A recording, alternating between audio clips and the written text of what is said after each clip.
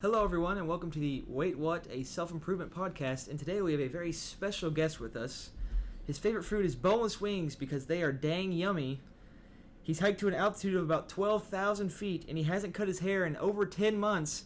Ladies and gentlemen, Mr. Josh Mans.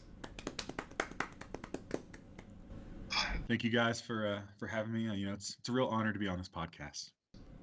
Josh, go ahead and tell us a little bit about yourself. Well, this past May, I graduated from Indiana State University with a degree in recreation and sport management, and I concentrated in recreation management and youth leadership.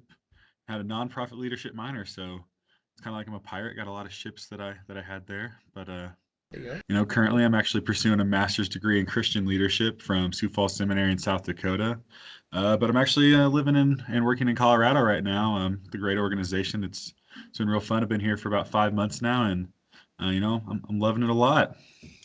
Very nice. With today's podcast, we're going to be focusing on getting through adversity and getting through tough times and how you can do that the correct way or the better ways that we think. Most of this is probably going to be opinion based. There's many different ways to go, and we're just going to, give some examples and the ways that worked for us. So we're going to ask Josh some questions here. What does the word adversity mean to you? So this was a tough one for me to answer. It's kind of did a little of my own research, but really I think for me personally, it's just kind of adversity is when it just kind of feels like the world's against you in a sense. Like everything you're doing, it's just nothing's really going your way. It's just a lot of things going against you. Yeah. The Merriam-Webster definition for adversity is a state or instance of serious or continued difficulty or misfortune. So as you said, the world being against you, I think it's a very, very accurate statement to make. Yeah, and it's continued. I didn't really realize what the actual definition was. Continued difficulty and misfortune. So that just keeps happening to you over and over and over again, and that would be what causes it to feel like the world's against you, because it just keeps happening. Absolutely. Josh, what are some times in your life that you have encountered adversity, and has moving to Colorado brought any hard times? Well, I mean, don't want to be cliche, but I feel like we face adversity all the time in our lives, and it's just kind of. One example that I can think of off the top of my head was towards the end of my college career, just like right in that April, May, right before I graduated, it just kind of, I don't know if what it was. I mean, I made some dumb decisions. I can admit that. But it just kind of felt like because of those decisions, everyone was just kind of against me. Like all the really close friends I had, well, not all, but most of the close friends I had, it just kind of felt like everyone was like not wanting me to succeed super a lot. So it's kind of hard to like get over that. And like I said, it was kind of like my actions are what caused it, but then it just kind of everything just kind of went downhill from there. And then going into Colorado, it absolutely has brought me some adversity. At least where I felt like I've had adversity. Like there's been a lot of points when I've been out here that I've actually kind of thought about leaving and coming back to Indiana just because that's what's comfortable for me and that's what's easy. But I know, I mean, myself personally, I have a lot of points talking about God later on in this, and I feel like God has something planned for me out here. So I feel like that, like it can be easy to come back to your guys' families because, as most of our people that are going to listen to this know, all three of them, as you guys said in the first episode, we're really close. Like we're our family, or I'm really close within your guys' families. So it'd be pretty easy to me to just come back and hang out with you guys and be there. But I think that, like I said, God has a lot planned for me. So all the adversity that I faced out here, like feeling alone and feeling not super loved at all times. It's been hard, but I think that there's a big plan. Like I said, there's a plan for me out here, and I'm loving it. So Josh, would you say stepping out of your comfort zone would cause adversity? I definitely feel like it can if you don't approach it the right way. And I mean, I can elaborate on that as well, but it's just kind of like, if I think stepping out of your comfort zone is a good thing, and everyone should do it. But if you kind of go into it with the wrong mindset, which I think I did moving out here, I came out here with the mindset of like, all right, I'm going to be here for a year, then I'm going to move on and be ready to go on to the next thing and whatever that may be. And I didn't really come out here ready to live in the moment. And I think because I came out here with the wrong mindset, I faced a lot of adversity and felt lonely. And I mean, I have a lot of people around me that are amazing. So it was kind of, like I said, it was my own fault that when I came out here, I just I kind of made myself face the adversity in a sense. Yeah, gotcha. That was just one I thought of whenever he talked about stepping out. Yeah, I mean, a lot of times, the way I see being uncomfortable is it helps you grow. Like, that's a sign. Being uncomfortable is a sign of growing. It can be a really tough thing to do, but it can also have a very positive outcome. Like, you can do new things in life that you've always wanted to try, but you're gonna feel really uncomfortable with it. You're gonna want to go back to what was comfortable with that you were comfortable with before. But doing that, you're not going to grow. The only way to grow is you push through uncomfortable situations that are going to have a positive impact on you in the future. Yeah, and another one something we'll bring up here in a second. You talked about going in on it with the right mindset and how that can affect. I think that was a very good point you made there. Yeah. So what are some tactics you've used to overcome that adversity? I know you stated a few a little bit ago. Yeah, I mean, like I kind of mentioned before, I think that's not really a tactic, I guess, but I think I just use my faith in God to like help me overcome some of those things. Like a lot of times, just reading the Bible, praying to God, or even like Christian songs. A lot of those have like helped me overcome some of the adversity I faced. And I'll probably get into it more as we get into the podcast, but most of the adversity I feel like that I faced has been mental. Like there's a lot of different types of adversity. Like, I mean, physical adversity, like breaking a leg or something. But I feel like most of mine has been like mental and like within myself and kind of not necessarily doing it or causing my own problems, but like overplaying in my head. And I think that my faith has really been one of the big things that has helped me overcome that adversity. And knowing that I have God on my side. And it can be easy to be like, especially for like new believers that are coming to the faith, to be like, yeah, like I'm gonna commit my life to God and everything's gonna be perfect.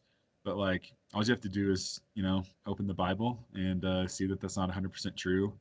One of the books in the Bible, Job, it's a great example of that. But this isn't super deep into that right now. It's kind of one of the things I wanted to throw out there. And I think another thing, like going into like the Christian songs and stuff, one of my favorite songs is called "I Ain't Done" by Andy Mineo, and there's a line there that says, "Yeah, my problem's big, but I know God way bigger. What you expect once you level up? Don't you know the boss is bigger?" And I think that's like honestly, as like weird as that sounds, like as being like a big video game guy, like that's like one of the lines that like really stuck out to me, just because it's like, yeah, like the better you get in a video game, the harder the video game's gonna get. So like, why is life going to be any different? Like the more, like the deeper you get in your faith and like the stronger you feel there, like the harder things are going to get. Or even like working out or something, like the stronger you get, like the more work it's going to take for you to lift more weights and get stronger. So like you can be played into like every aspect of things, but like I really play it big into like my faith of like, yeah, like it can be hard, but like, life's going to get harder as you go. It's like, it wasn't meant to be like an easy life by any means. Right. Yeah, that's good. That's good. It's good stuff. Another tactic I've had, keep this one a little shorter, but I think it's just bringing people in. Like it can be easy, especially like for guys in our society, to be like manly and like want to do things all on our own. But like we were meant to have other people in our lives, and I think that like I said, I've struggled with a lot of like mental adversity and like within my own self overplaying things, and like even like with Logan, like we've been best friends for like a lot of years. I don't even know how many years it's been, but like we've known each other basically our whole lives and have been really, really close. And like he's someone that I like just recently like led into like some of my deepest like mental problems and stuff. And I think that like allowing him into that and like him like having him to like regularly check up on me and like having that is just like a big thing that has really helped me. Because if you let somebody into your life and like let them into the deepest parts of like stuff that you're afraid to share with most people, and they like aren't there to support you, then at least personally, like they're not really a friend and you don't really want them in your life. So I think that letting people in that like are going to be there for you is super important. Yeah. That's good. That's good stuff. Going back on what you said about the song quote with the video game and the leveling up, I know me and Nathan talked about before a YouTube video I watched about a guy. He was talking about how implementing like video game system, implementing like the system of leveling up in a video game, leveling up yourself into your actual life. Like you can take like the effort you put into a video game, like say he used World of Warcraft as an example.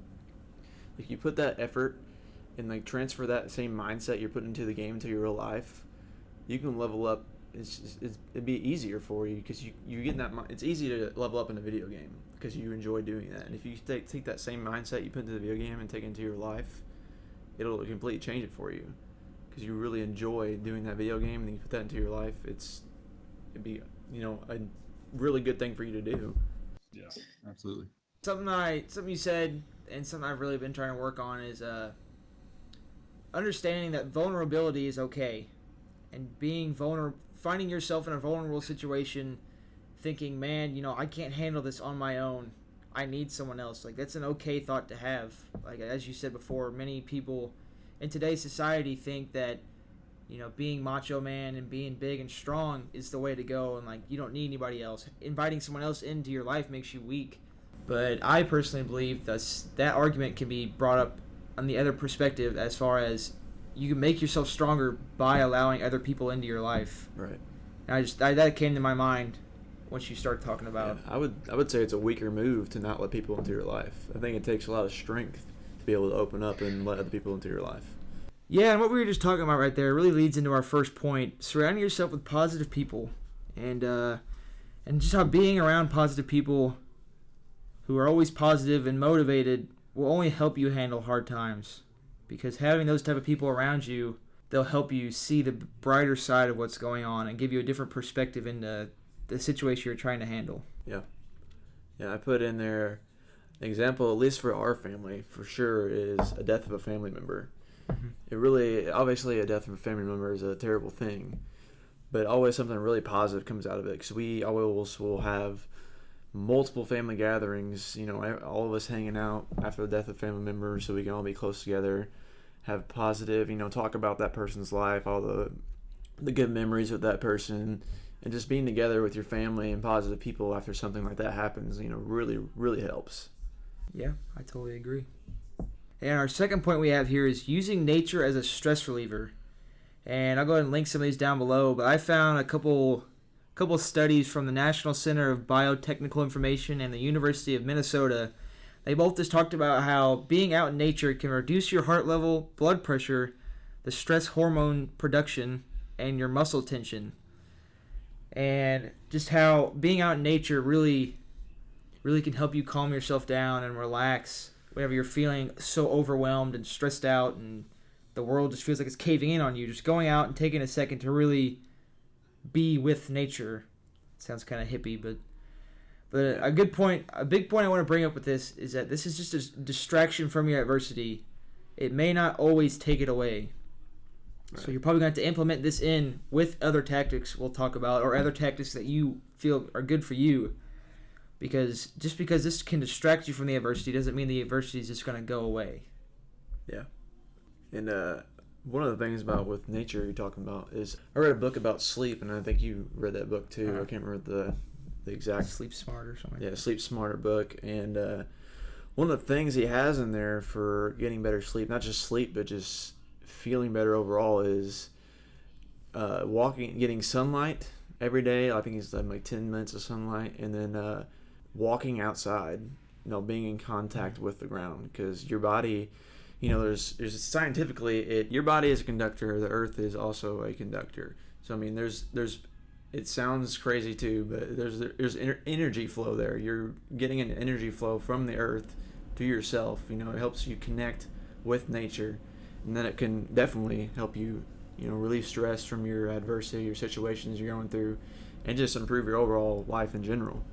Yeah, that's good. That's good. I'll second that definitely. Being out here in Colorado, like literally living on a mountain and being like a 5 minutes walk away from a national forest. When I felt adversity, or I've felt down, it's easy just like for us to just like sit inside and like want to like think about that and like loathe in that. But like I can just tell, even though it's like probably the high is usually like 30 degrees right now out here in Colorado, and there's snow everywhere, but like just getting outside and like walking around in that is just very, very refreshing. So I just wanted to, I love that point. Yeah.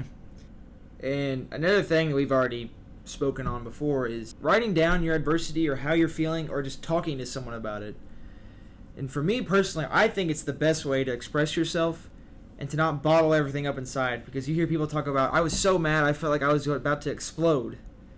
And that's because, I mean, you're literally bottling up your tension inside of you to where, I mean, you feel like everything's just overwhelming, and that just makes the whole situation worse because now you're stressing yourself out and you feel overwhelmed, and that just adds on to your stress. Yeah. And I really do not be alone. If you are facing something that you really think is just kicking your butt right now, do your absolute best to not sit by yourself and do nothing. And there's always someone out there you can go to and talk to. I mean, I'll put our Instagram @ and our emails down in the description, and I'll put them up on the screen somewhere. If you have something going on, you feel like there's nobody you can talk to, just send one of us a message or something, because we'll talk to you about it or whatever. It just sitting down and not being able to talk to anybody about it, and just thinking and not getting that other perspective in is, I mean, for me personally, it's just made my situation so much harder to deal with. Yeah. I just want to second what you said. You can throw my Instagram @ and my email in there too. I'd love to be there for anyone. So back to a point you made earlier, Josh, how do you feel that your faith has helped you overcome difficult times? I mean, I'm going to try not to just like sit here and quote the Bible the whole time and actually like kind of speak, God's wisdom that he's given me onto the podcast. But like, I remember y'all mentioning when in the last, or in your guys' first podcast, it was like, you guys hated reading, and I'm gonna agree to that. Like, the percent that I wrote down is something that it's too many numbers for me to pronounce, but there's a lot of numbers there, and I definitely like I hate reading. I hate like sitting down and just like not being able to do something. I love just like moving around, even if it's like I need something to distract myself. Like even if it's like a video game, like at least my hands are moving or something. Like it's hard for me to just like sit down for long periods of time and not do things. So like reading is super hard for me, but I feel like my faith has really helped me like embrace that, because God's taught me so much in those like quiet moments where I'm just like sitting by myself, like reading the Bible, or like even just like looking at creation. Like I said, being out here in Colorado, like I literally like can walk out my front door and like I see a mountain, and like just seeing that, or like driving through like some of the places that we get to drive around here is just like sitting, like just taking quiet moments, like turning music off even and just like looking, like knowing that like God created that and like thinking about that has been awesome for me. And just to like kind of like I said, I'm gonna quote a few little passages of scripture in here, and just like one of the big ones that like I've thought about, especially when it comes to adversity, is Romans 5 3-5. And it says, "Not only that, but we rejoice in our sufferings, knowing that suffering produces endurance, and endurance produces character, and character produces hope, and hope does not put us to shame, because God's love has been poured into our hearts through the Holy Spirit who has been given to us."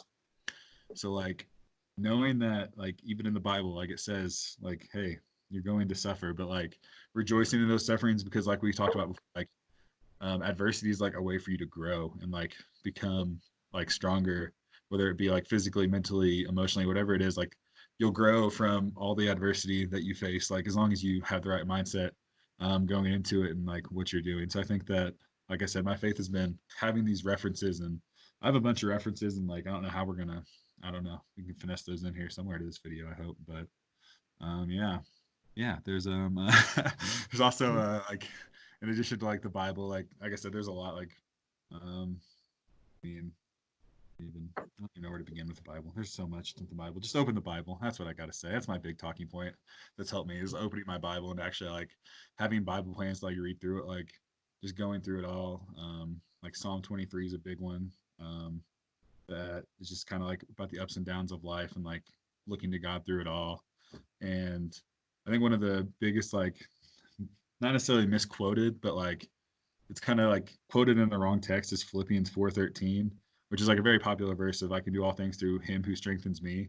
And a lot of people just use that for like the positive in life, like, like, hey, like I got a new job, like I can do all things through him who strengthens me. Like it's because of, like, and it is like we can't, like, it's good to use it in the positives, but like I think it's also good to like think about that verse in the negatives. Like Logan mentioned earlier, like the death of a family member, like we are going to get through that because like God strengthens us and like gets us through it. Like it's not like we play a big role in, like I said, attitude's a big part of it, but at the end of the day, like God's the one helping us through it all. And I think that that's how I've been able to get through so much of my adversities, just because I've been able to like see God and like hear a lot of like music that's helped me a lot too, because I'm a big music guy. So I think that not only opening the Bible and like obviously praying, I think is a big thing that we should do like on a regular basis, but like the music that we listen to also like plays a role in our attitude and like where we turn to when we face adversity.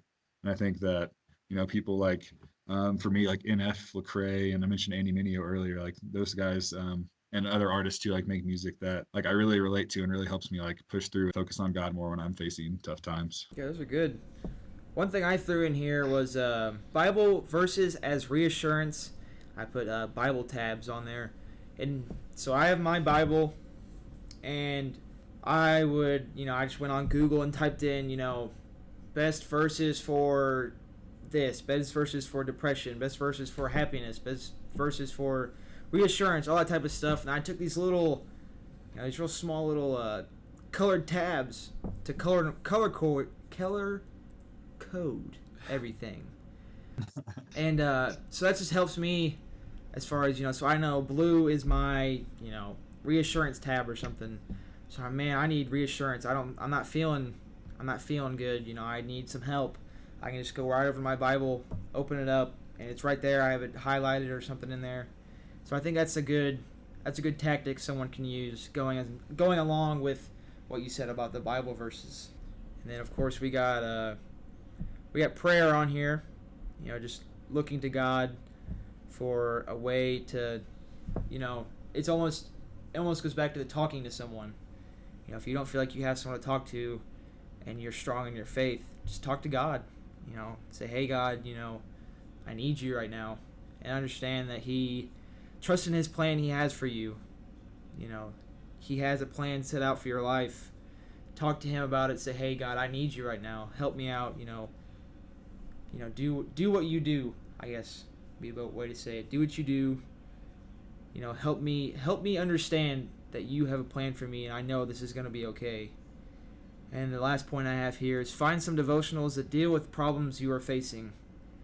That one just kind of explains itself. Like if you're struggling with the loss of a family member, find devotionals that deal with that.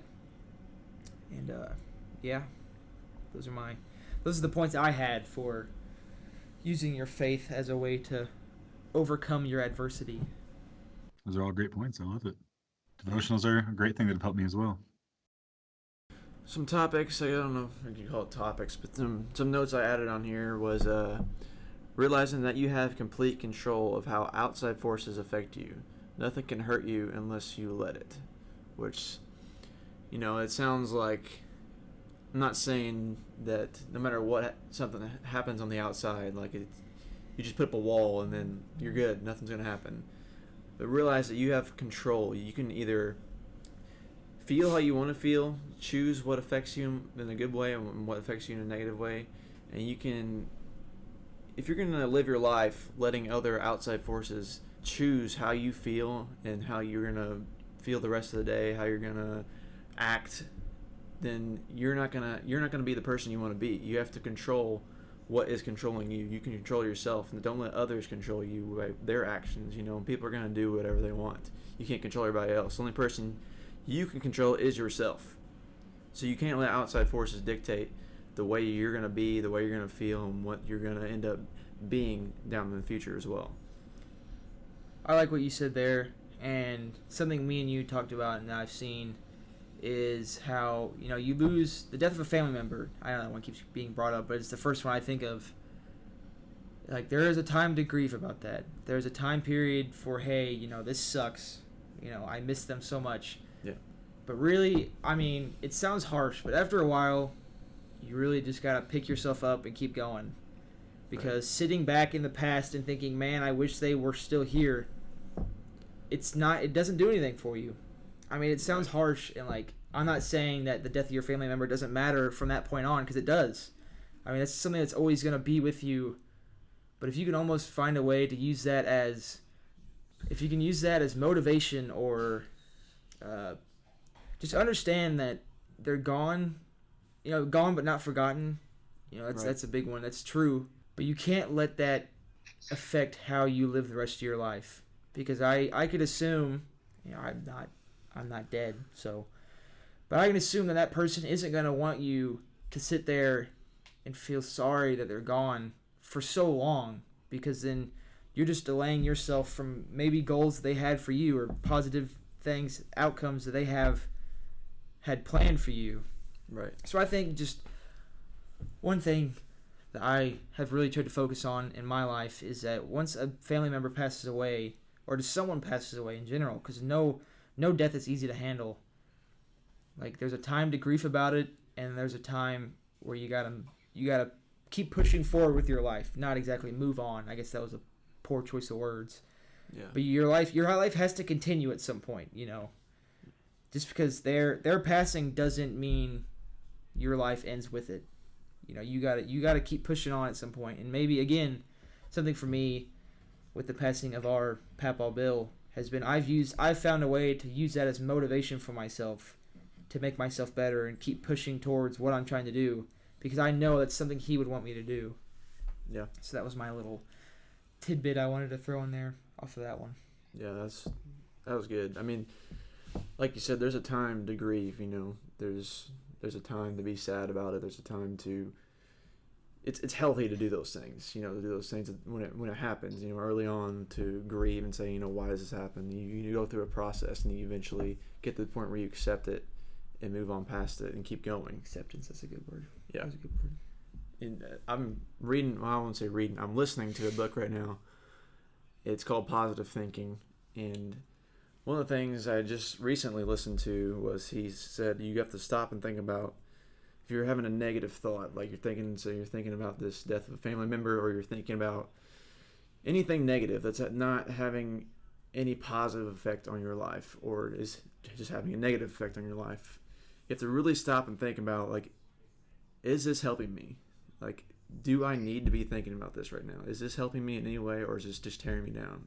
And if it is, you need to X that out. You need to move on past it. If it's not helping you in any way, you do not need to be having those thoughts. Replace them with positive thoughts. Like, think about all the great things that happened when that person was alive, all the great memories, like you said, what they'd be wanting you to do now, instead of thinking about them and what could have happened if they were still here. You think about all the things that did happen, all the great things that happened, and what they would want you to be doing moving forward.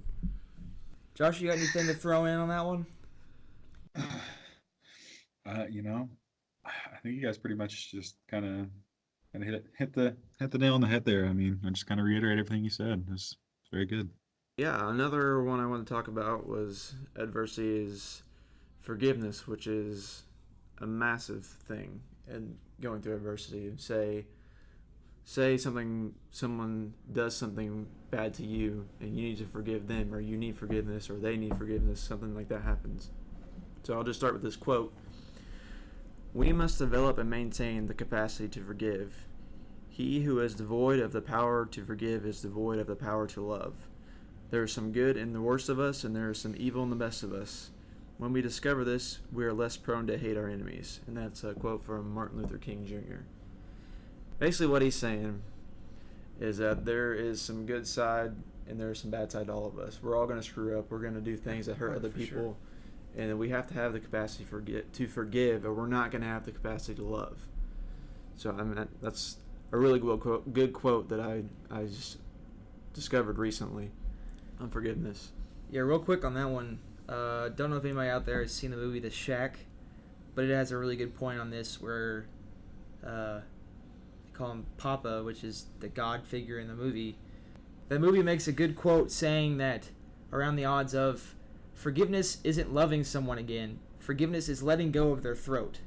Being able to, I can't really think of the way it made sense to me. Being able to say, okay, what they did has happened. Doesn't mean you have to be best friends with them again, or it doesn't mean you have to, treat them like nothing ever happened. But forgiveness, in a sense, to me, is just the fact of letting go of someone's throat. Stop holding that grudge against them. Like what you pointed out a second ago, I can almost guarantee you that it's causing you negativity in your life and something you need to just cancel out. And the best way to do that is to just to let go of their throat. It's the best way I can think to say it. Yeah.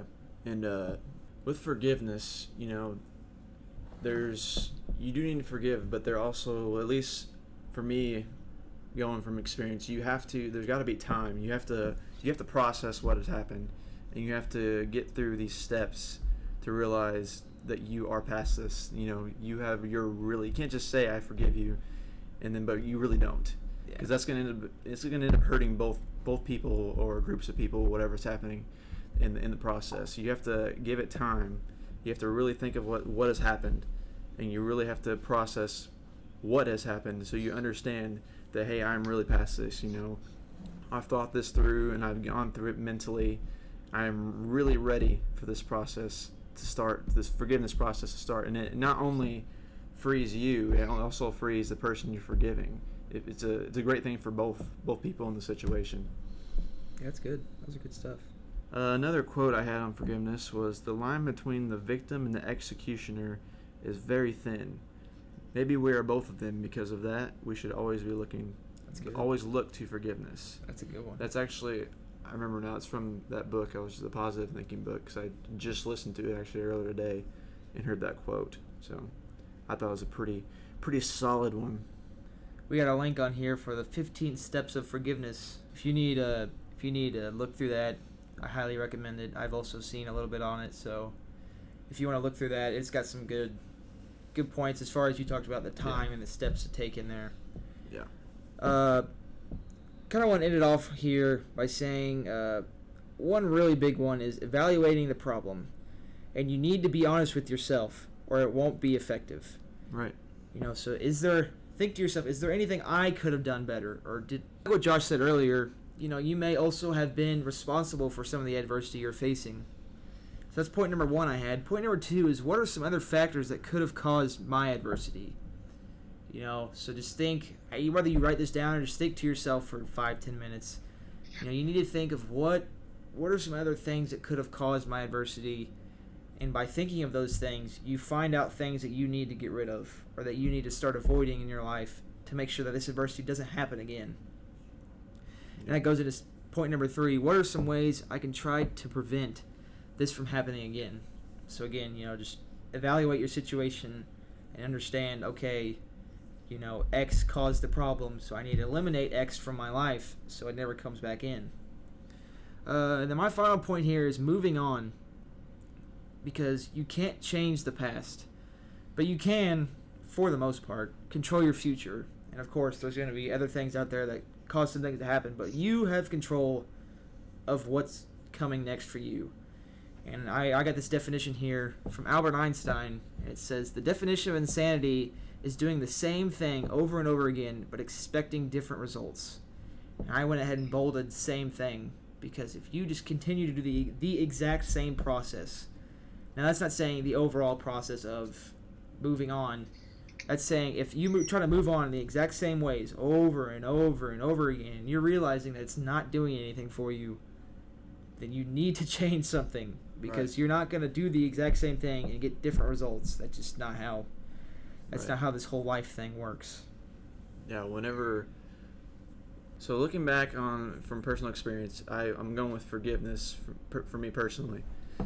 So you look back and see, like of that quote I read earlier, where it said, there's not really a victim or executioner. There's faults on both sides, but then there's an action that causes one person to forgive, other person to be forgave.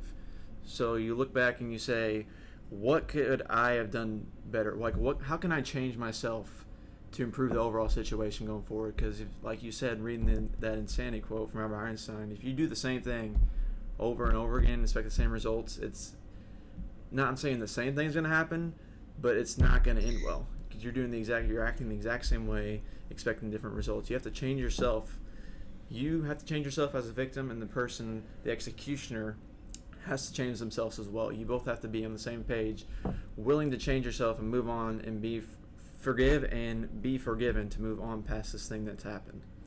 Yeah, that's a good point you made right there that I didn't think about, was that it also goes back to your adversity and what we've been talking about. That if all this negative thinking caused you to get to this point of adversity, and then you get past it, you're like, yes, I'm past it, and then go back to all this negative thinking, you're going to be right in the hole you ended up in.